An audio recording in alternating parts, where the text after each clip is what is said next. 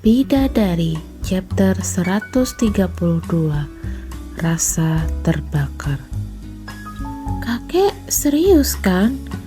Atau kakek cuma mau nyenengin aku doang?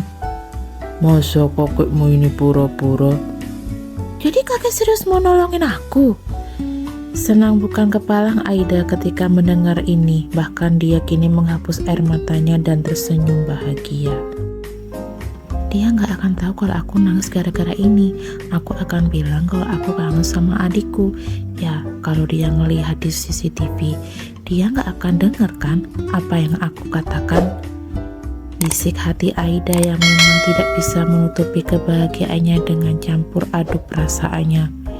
Iya, kakek serius. Nanti biar kakek bicara dengan suamimu tentang ini. Tapi kakek jangan bilang pada Mas Reiko ya kalau aku yang minta. Wajah memelas itu kembali dipasang oleh Aida, mengharap supaya kakeknya Reiko mengerti. Soalnya aku ndak mau kalau Mas Reiko berpikir aku ini manja sampai harus minta-minta ke kakek. Lalu di sini Aida juga mengempaskan nafas dengan wajahnya terlihat khawatir. Tolong maafkan aku ya kakek.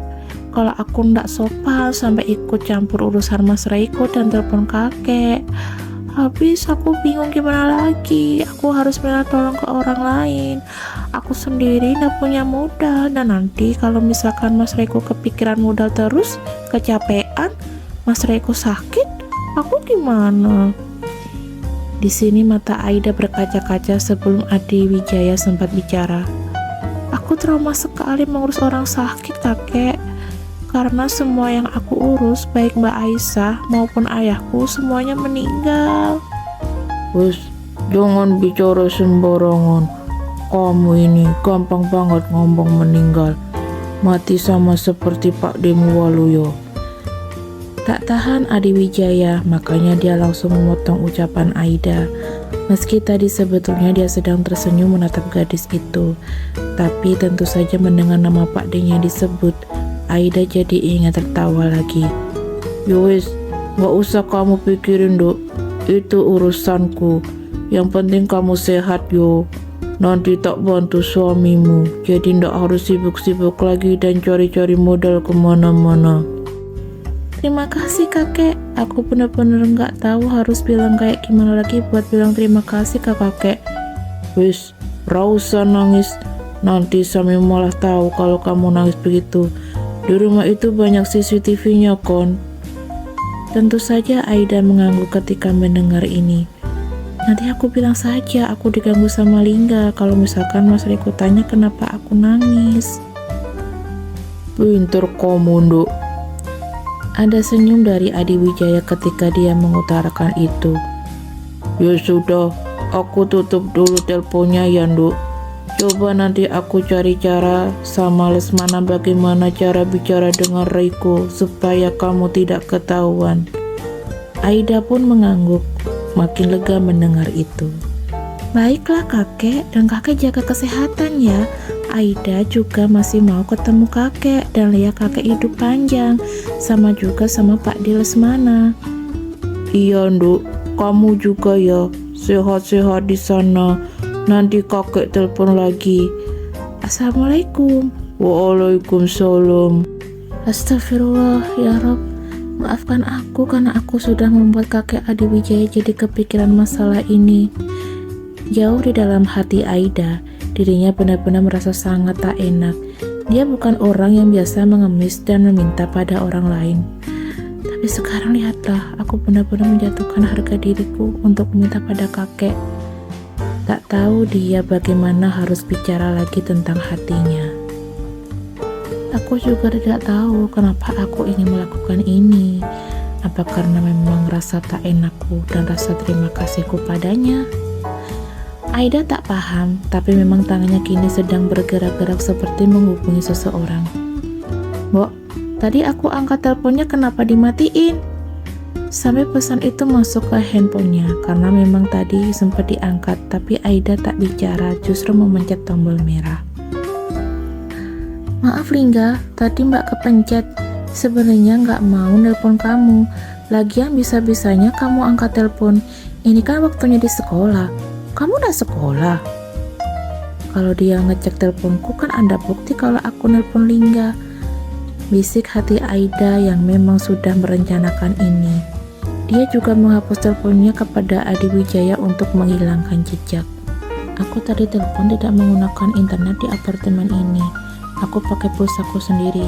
Mudah-mudahan tidak kelacak ya.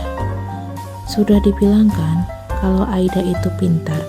Dia sangat berhati-hati sekali dalam melakukan ini. Dan memang dia bukan seseorang yang bodoh. Aku sekolah mbak, lihat nih, aku ada di sekolah. Tapi sekarang aku lagi olahraga, pelajaran olahraga, dan gak ketahuan kalau aku bawa handphone.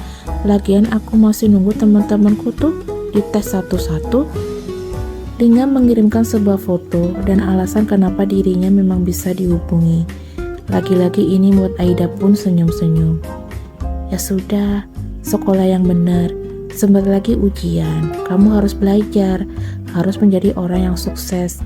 Buktikan kalau kamu memang bisa sukses dengan cita-citamu itu. Jangan sampai kamu buat malu mbak, karena Mas Reiko sudah mau membiayaimu, tapi kamu gak mau serius. Ya kamu gak boleh menyanyiakan apa yang sudah aku lakukan, dan pengorbananku ini sampai sejauh ini menerima semua rasa sakit. Bahkan sekarang hatiku terasa panas. Aku juga tidak tahu kenapa, perih dan panas, tapi aku juga merasa bahagia kalau dia bisa mencapai apa yang dia impikan untuk bahagia dengan kekasihnya itu. Aida tersenyum getir melihat layar handphonenya. Tenang mbak, aku ndak akan ngecewain siapapun, dan nanti aku akan jadi pilot yang handal. Lagi-lagi Aida menggerakkan tangannya untuk menghapus setitik bening itu. Kalau dia bertanya soal ini saat nanti dia kembali, aku jawab apa ya? Dia pasti ngecek CCTV dan cari tahu kenapa aku menangis kan? Orang itu kan memang rese. Aida mencoba mengalihkan pikirannya dari bayang-bayang yang membuat hatinya terasa sesak sambil mengucap begitu dan mengomel. Ya sudah, belajar sana, simpan handphonemu. Dan itu terakhir kali Aida menghubungi adiknya, lalu tangannya pun scrolling di media sosial. Lama juga aku menelpon kakek, dan lama juga aku tadi kirim-kirim pesan pada Lingga. Sekarang juga sudah lama aku online, tapi aku gak ngantuk sama sekali. Dan kini ada kekhawatiran ketika Aida melihat ke arah jam yang ada di handphonenya. Biasanya dia tidak pernah tidak datang di waktu yang dia sudah janjikan. Apa ada masalah kah sampai dia lama sekali? Reiko bilang tadi sejam atau 2 jam, tapi nyatanya sekarang sudah 2,5 jam tapi Reiko belum juga datang. Makanya ada kekhawatiran di dalam hati Aida. Apa dia memang menghadapi masalah ya? Aida pun menggelengkan kepalanya pelan. Mungkin saja kakek sedang menelponnya dan menanyakan masalah perusahaannya kan? Kakek kan janji kalau dia akan memberikan modal. Aida mencoba untuk menebak-nebak apa yang dilakukan oleh Reiko. Atau mungkin dia sedang melepon kekasihnya kah? Dan mereka sedang merayakan karena mereka sekarang sudah dapat modal. Namun, tiba-tiba terasa lagi sesak yang tidak menyenangkan di dalam hati Aida ketika dia memikirkan itu. Ais, sudah.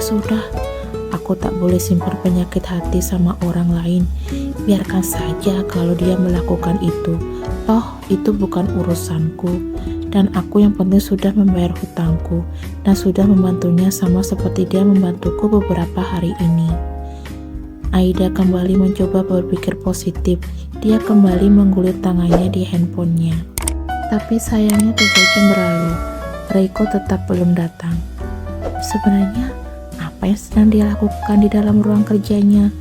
Atau mungkin dia sudah pergi dari apartemen itu?